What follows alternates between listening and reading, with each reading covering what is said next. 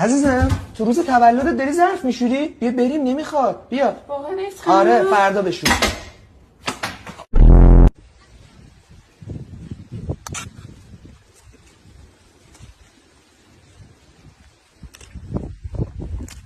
یعنی خود خری. مهدی الان گفته دیگه هیچی نخور. ای به داد من. نه عزیزم نکن، تو رو خدا رحم کن، نکن قربونت برم، به من رحم کن.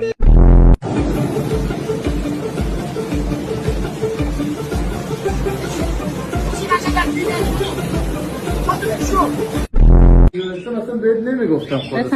دست شما درد نکنه. خیلی قندم برداریم؟ نه من یه چند وقتی کلا قند رو از زندگیم حذف کردم. چقدر عالی. ممنونم از شما.